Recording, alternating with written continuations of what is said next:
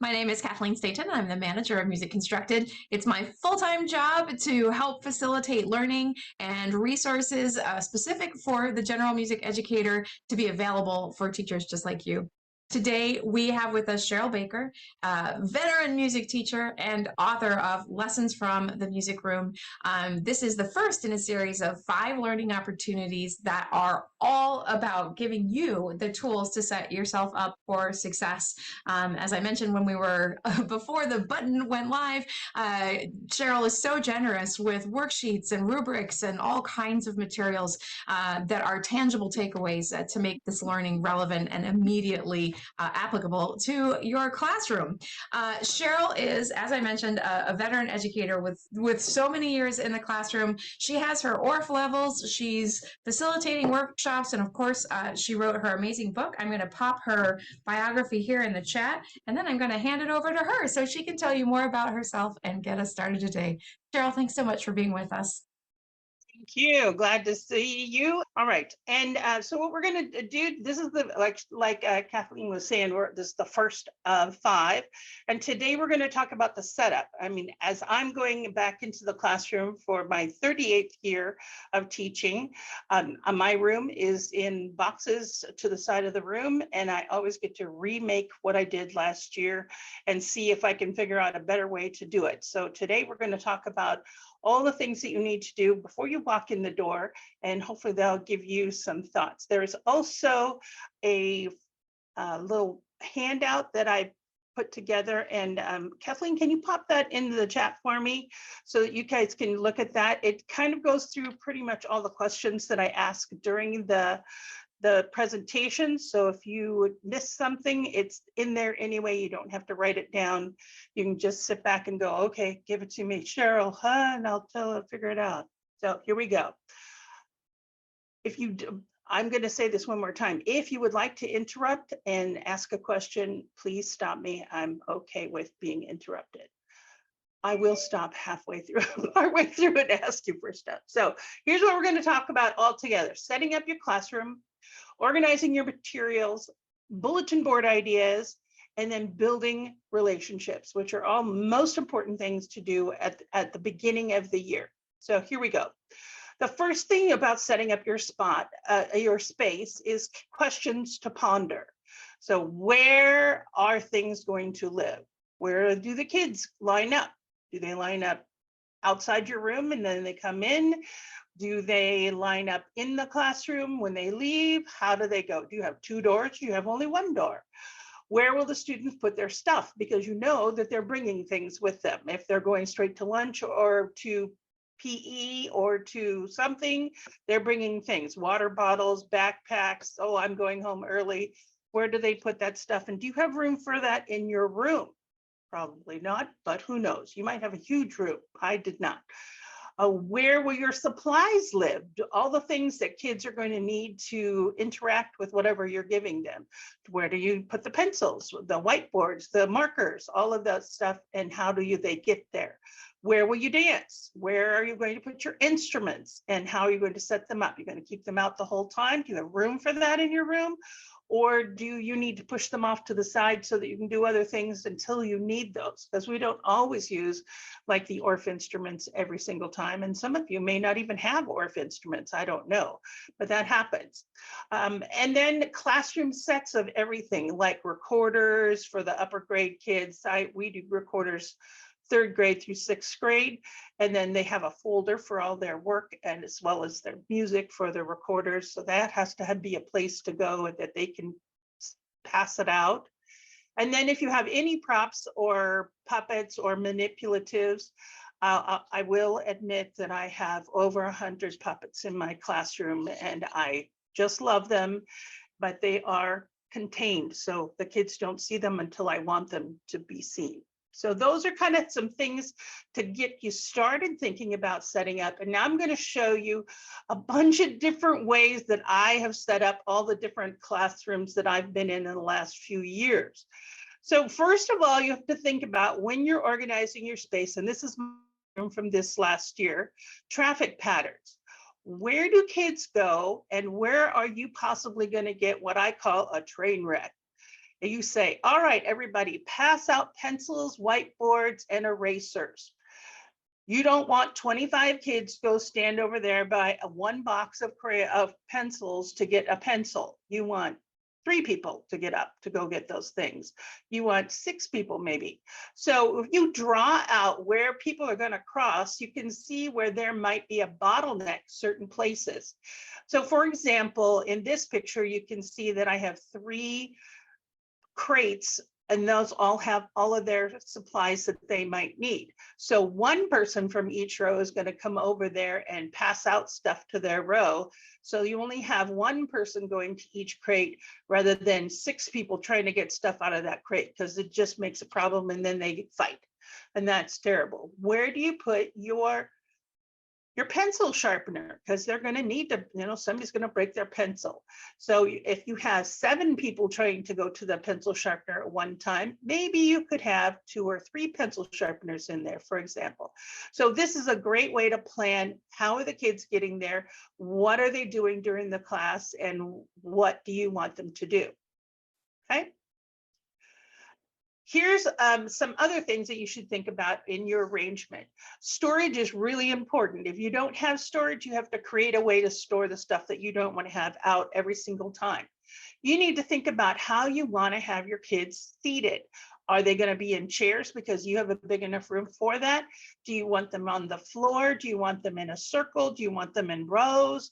All those different things. You can see at the beginning of the year, I didn't have any rugs because I just had moved into this room. So I put lines on the floor and I said, sit behind the lines. And that's what we did. So they sit between the lines. So they were all space notes. And then I got some really cool rugs. And I said, okay, first row is sitting on the white part. The second row is sitting on the black part. And we did it that way. And some of the classes had only 3 rows because there were smaller classes, and some had 4. So that's, and then we just moved around the classroom like that. Also, you need to worry about, we talked a little bit about the handy supplies and where they are. At the end of the year, I started off with them on the end of the road, and I said, that's not going to work. And I put them around the room so that the kids were just going everywhere. I learned that from somebody when I was going through some visits to other schools, and I said, that is a great idea. Steal anything that you can from other people, because that's the way we learn. Also, you want to make sure you look for and avoid those trip hazards. I took a header on a kid on the way they were trying to get to the line to go leave the room, and I moved a little too fast, and the kid stuck his leg out at the wrong time. I fell down hard and spent the rest of the day in the nurse's room waiting for my husband to take me home. So my knee was like, and that was not a good thing. So don't trip. And make sure that you don't squash any kids on the way over there. So make sure that you have an ample room to move around. For example, I have this picture. I'm set up at the front of the room so that they can see the smart board and everything else. But then when I need to use the piano, I have to sneak by all this stuff that's over here. And sometimes the kids are squished over there, and you're like, you need to move your body, please, so that I can get to the piano. So next year, that stuff is changing. So that is how you learn. So you don't want to break yourself. Here's a couple of other arrangements when I was on the stage. Stages are really great because they are long and they're usually pretty deep. But if you have one of those fake walls that opens, you may be connected to some space that is very loud. This first one, but actually both of these, the fake wall was connected to the gymnasium. And if you have PE people who love to play their music as loud as they possibly can, there is bleed through. And if you're like this particular wall had problems, it did not seal it. So the kids from PE would look under and go, hello, Miss Baker, all day long. And you're like, stop doing that. And I would put things underneath and then shove stuff. Oh my gosh, don't get me started. But this room had a great storage room. This one was just a stage and there was nothing else. But I was only doing ORF instruction there. So we always used the instruments. We didn't really do much dancing. So that was not too bad. And in this one, I was a regular classroom. This is another place that I was in. I was in a modular room. And the good part about this was that I wasn't close to anybody I was going to bother with all my noise that I make. I mean, we were dancing and stomping and making, playing the drums and whatever. The bad part was that when we did stomp, everything shakes. And so it's a little bit crazy.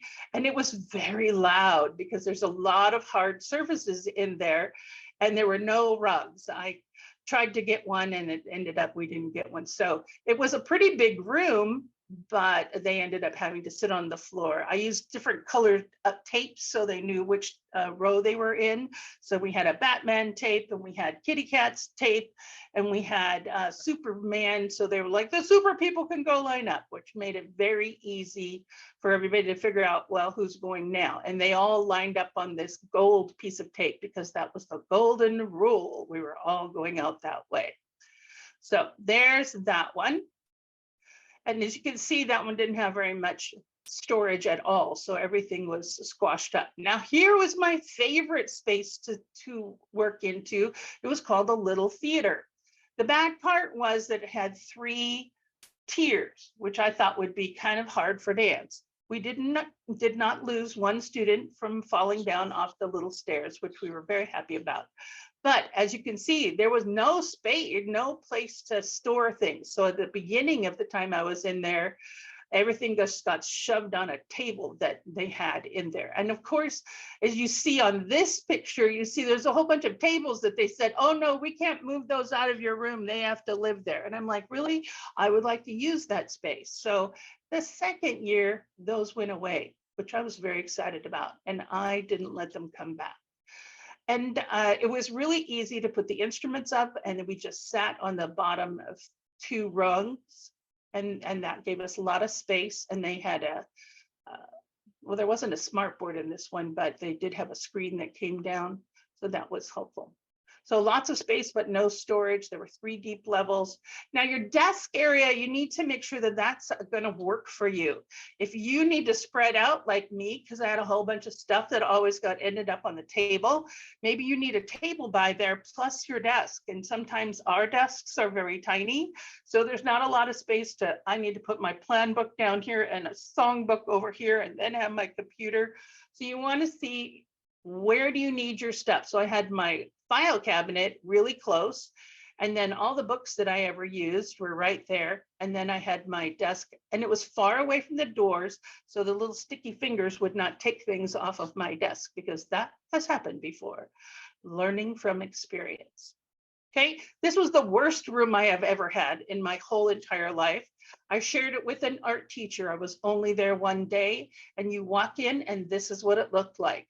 I made a deal with the custodians to help me by pushing the tables off to the side, and I just switched the kids into 3 rows. We didn't have very much space to dance, but we did do some mingles, and that worked. And the funny part was they, in my interview for that school, they're like, and how are you going to dance? And I'm like, oh, well, normally we would do this. And then I saw the room and I was like, yeah, that was a pipe dream. So it didn't really work out very well. So there was no space to move. I had everything in this little room, which was the art storage room, plus everybody else on that floor. And you had to spend the entire 30 minutes before school setting up the room and putting out things. And I had to go visit the other music classrooms to get anything I needed. So I need some sticks today. Okay, here you go. I would like to have some xylophones. Okay, and I had to drag them over every day. So that was a pain. And then I had to go put them back the way they were before at the end. So luckily I didn't have any duty that day, that one. So what is the room shape that you have? Rooms come in a lot of different shapes. I have been in so many classrooms. Most of the time there's something like a square. They might be a rectangle. They might be some strange space like this. I even saw one room that was some sort of a triangle. It wasn't as perfect as this one, but it was like sort of halfway over and almost like a right angle triangle. It was so weird. So what's your space? Sarah, what is your room like? Have you seen your room? Hi, yeah, I have. I've been in my room for 1 year and I'll be in the same room next year. Well, actually I was in a mobile unit for most of the year last year. So going back to my original room, and it's just basically rectangular. Okay, so that's pretty easy. And if you have things off to the side, then you can kind of make a zone for this, a zone for that, and things of that sort. Kathy, what does your room look like? What's the shape of your room? Do you want to share? It's a rectangle. Rectangle, okay. And are they big rooms or are they kind of smallish? Are you medium size, bigger than the regular classrooms? What do you think?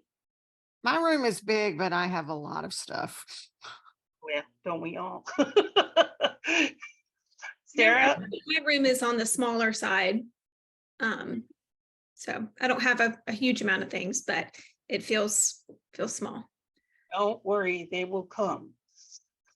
As you get more years, they'll be like, oh yeah, and I need some of this. All right, so let's go on. So organizing your material. So once you have a million things, like I have, because I've been teaching for forever, it feels like, then you need to figure out, well, what do you use this regularly? If it's something that you're going to use every single day, like instruments of some kind, like unpitched instruments, or some people say non-pitched instruments. I'm an ORF teacher, so we say unpitched. If you need your sticks out for the whole year, then you need to have your rhythm sticks really easily accessible so that the kids can get them and you can get them and they know how to put them away. Can the students find where it is and where it goes? And can they put them away without your help? And that's something that you want to do because you've got all these little helpers in your space that love to help you do a lot of things. And so you want to make sure that you are taking advantage of the help that you have. And so if you label things, where they go and what kind of container they go into, it's much easier for kids to help you. Do I need to guide the students to put the things away? Like, for example, if you have hand drums that have like the Studio 49 with the tuning pegs on there, you want to put those in a special way, skins to skin and pegs to pegs. Otherwise, they make holes in them. And then you've got a very expensive drum that you can't ever use. And those heads are $45 a piece, I'm sorry to say. So it's not very something that's easy to replace. And here's the last thing, will I be able to find the thing when I need it? So you saw that I had that big bank of cupboards and I tried to put labels on the things and they all peeled off. So I haven't solved that problem yet. I think I'm going to use a glue gun and see if I can put those labels up there. So it's really helpful if you need something and you forgot to get it out, that you know exactly which place it is. Otherwise, you've got kids doing things you don't want them to do behind you. So some things that you might think about are, I love containers.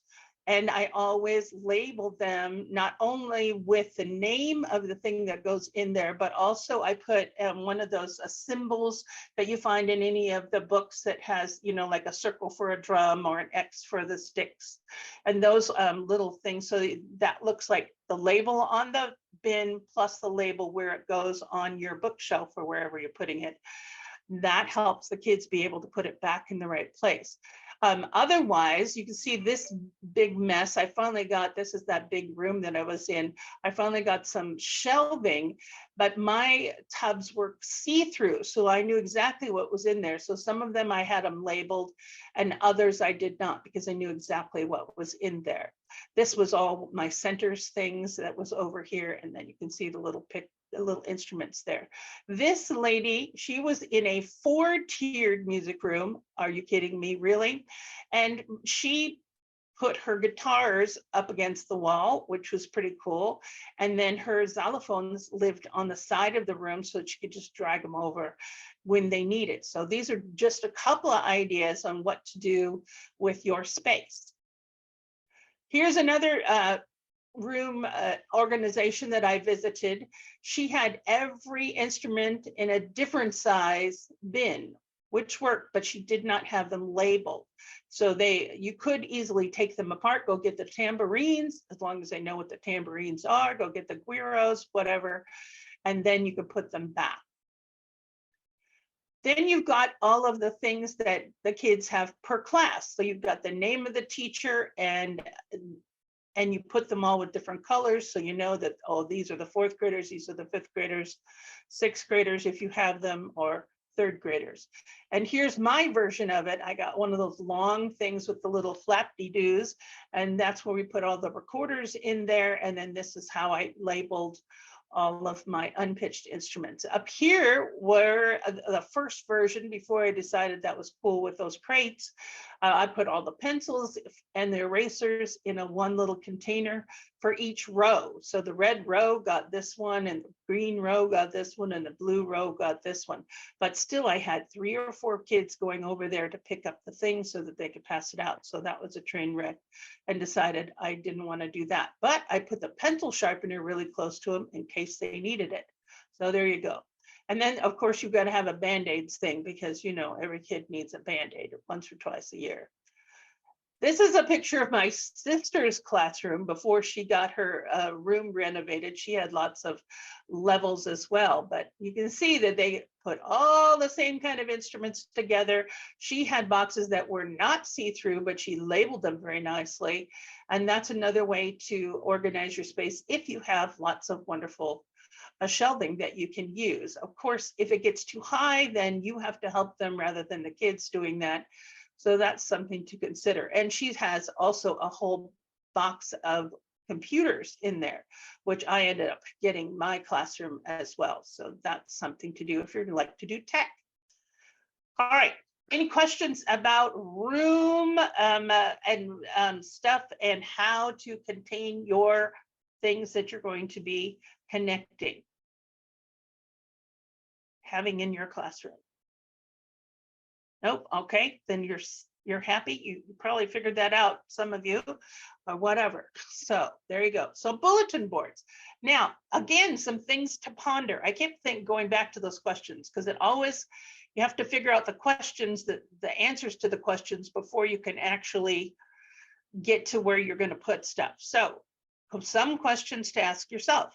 Do I want to change this bulletin board for different units? Or do I need this display to be up for the whole year? What function does this bulletin board accomplish in my room? Is it information? Is it helpful things that they need to remember, like an anchor chart or something like that? Will the students interact with this bulletin board? My sister did one where they were putting up Post-it notes with their favorite songs, and she would go check that out and say, oh, well, let's use that for an introduction song. So that might be something that you're doing. And or is this bulletin board to display student work or student accomplishments? You can see in my school, if you walk down the hall, every classroom has their student work something out in the hall right by their door. So that's good for us to do as well. Some of those classroom teachers have some great ideas on how to do things. So here's some pictures again. These are standard music elements that you might have.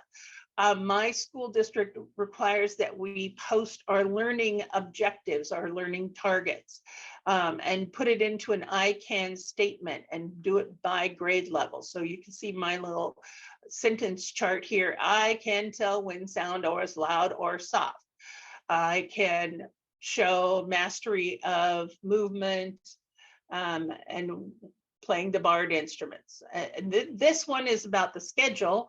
I'm very nearsighted, so I wanted it big, and I had a big room that year. I was on the stage, so I was like, I'm putting the schedule up there.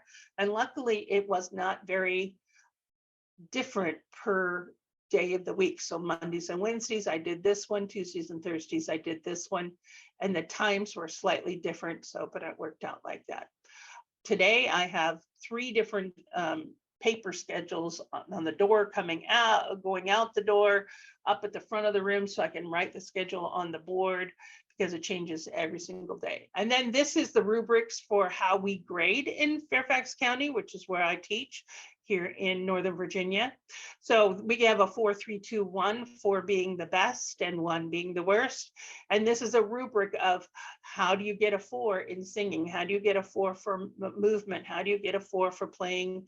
How do you get a 4 for effort? So this helps you grade them, and so that they know what you're grading them on as well. So those are some standards that you probably would have up the whole year.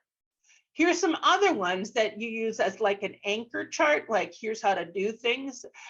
This one was a poor excuse for a composer's corner. It never did say composer's corner, but it did have the pictures of them. Those are from my grandmother. She gave them to me. So I was like, oh, those are so pretty. I have to put them up. They were like line drawings. They were so cool. Oh, you might have the instruments, the orchestra posters. You might have a word wall somewhere in your classroom. And it always helps with the word wall to also have a picture of the thing that you're talking about, basically, because we have so many kids who are English language learners. And if you put a picture, that helps them figure out what you're talking about. And then this is from one of my colleagues at my school. We all do conversational solfege and first steps with the Fire Robin group. And so it's tuneful, beatful, and artful. And so she puts that on her board and keeps that up there the whole year, just to remind herself and the students that we need to be tuneful, singing, beatful, playing some instrument, doing something rhythmically, artful, listening, responding to music, with movement and things of that sort. These are a couple of other kinds of bulletin boards you might see. I have some posters. This one is mine because I'm all about, the stuff that we do in music class connects to what we do in the classroom. And I did that not only for the students, but also for the teachers. It's like, see, this is why we're here. And then this was a cute one my sister had, put on your listening ears, and the great big humongous listening ears. And this is a student achievement board. I have this outside my doorway. These are all their recorder belts. I give them a little award for every belt that they do past 4. So if they get 4, then they get 1 belt up there, some little award. And then at the end of the year, I put them on a certificate and give them back to them. So they like that a lot. And they walk by and go, oh, and show their teacher, see, look, I'm a black belt. And their teachers go, wow. So that's really good. All right, so we're almost, so are we talking about anything else that we want to talk about bulletin boards? Some people hate them and some people love them. Some people are really, really creative with them. You spend all your time decorating your room with all the cool things. And other people say, you know what, I'm going to put it up there and that's all I need to do. And it's going to be up there and now I don't have to decorate my room anymore. Which one are you? Are you like, I want to change stuff to make sure it's viable, or I want to leave it up there so I can concentrate on other things? I'm too busy. I'm the latter version. I'd like to put it up and keep it up. Yep, me too. How about you, Kathy? I like to change mine. I get bored with it being the same. There you go. See, we got two different ways to look at that. There's some of them that I change that because I do get bored with them at some point, but other ones like the recorder fingerings and stuff, like those stay the whole time, because once we start recorders, then they need to see that all the time. So, all right.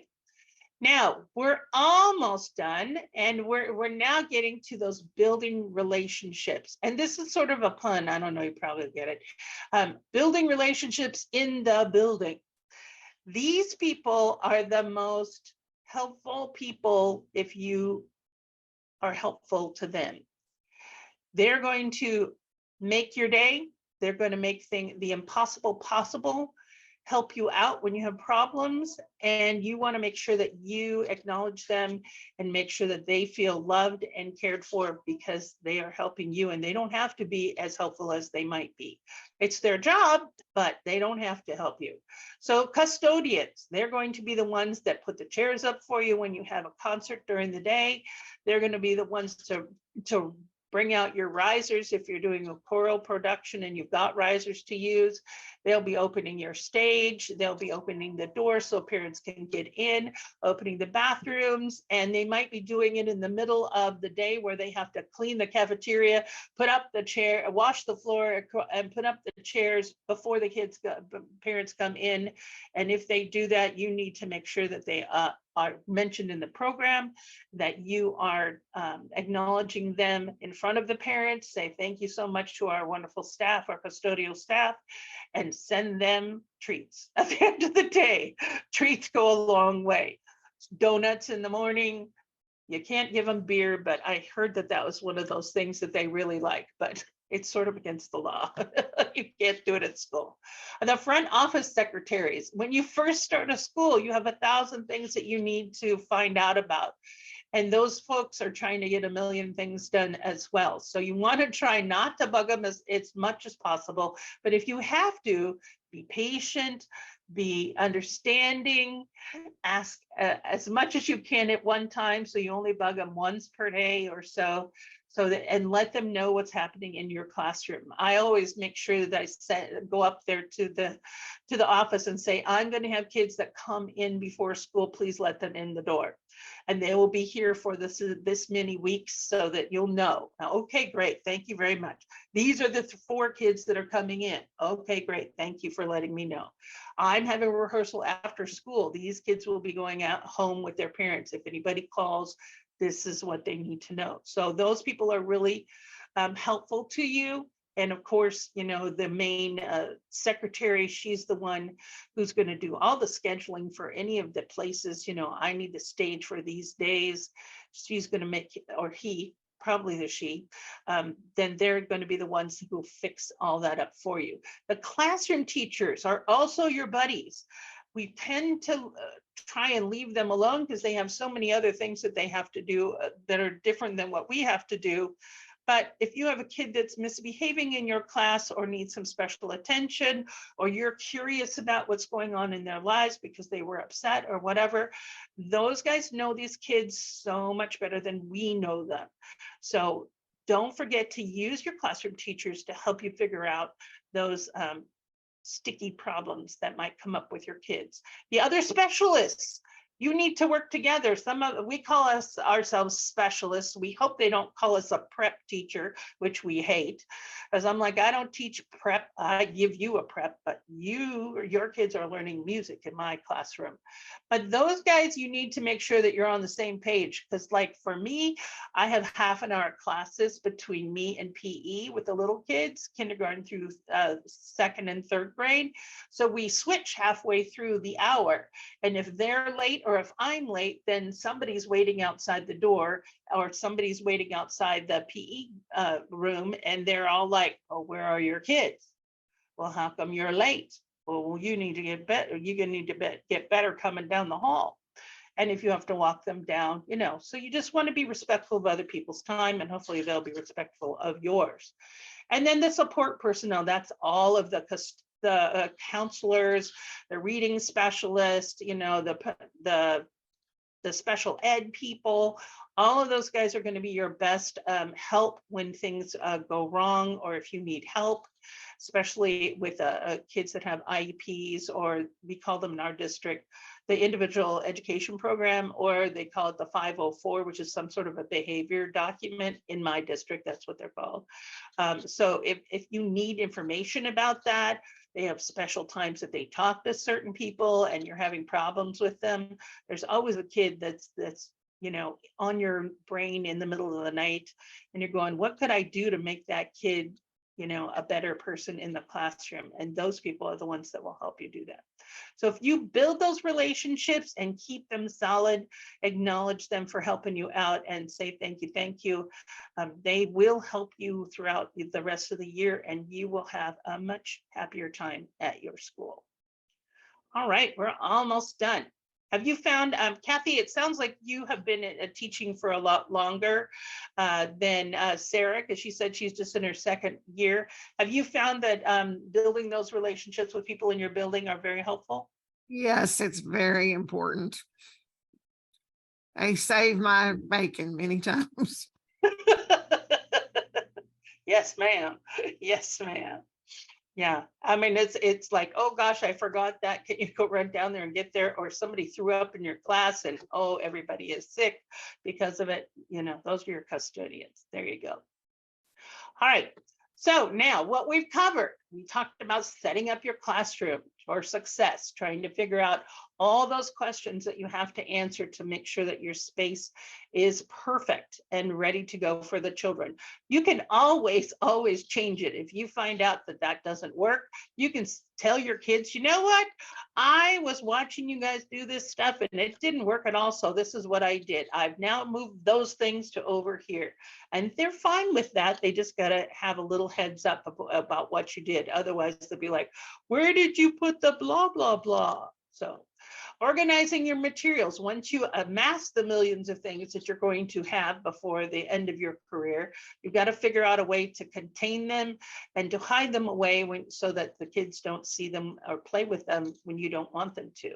Bulletin board ideas, trying to make sure that your bulletin boards are helpful, and whether or not you want to change them by unit or by concept that you're doing, by holiday. If you decorate your classroom, you know, that could be part of that. But bulletin boards, why are they there, and what should you put up there for them? And then, of course, building those wonderful relationships with all the people at your school. If you do that, your year will be set up for well. And you know what we're doing tomorrow? We're doing lesson plans. That dreaded lesson plan. Da, da, da, da.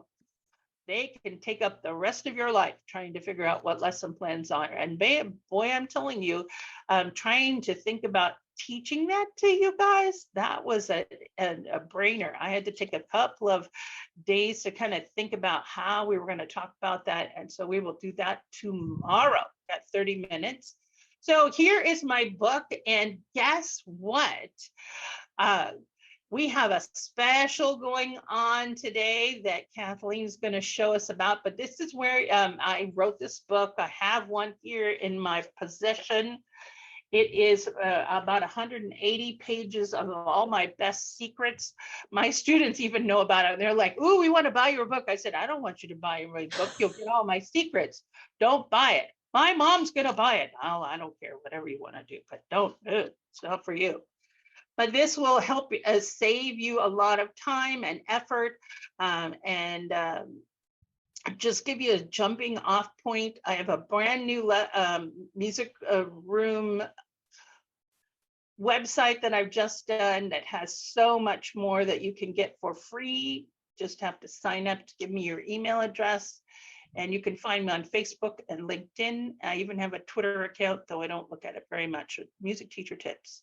So I hope that you've enjoyed the session and that you'll check me out. And if you'd like to, you can even work with me individually. Just let me know. So Kathleen, we're going to have a drawing.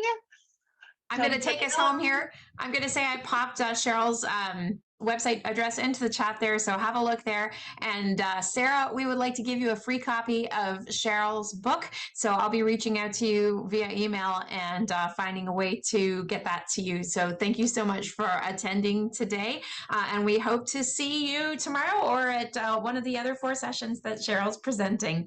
So thank you so much for being here, and holy cow, thank you, Cheryl Baker, for, as Kathy said, cramming so much helpful, useful information into such a short period of time. You're a fantastic presenter, and we are grateful that you are willing to share your work with our teachers here on this platform.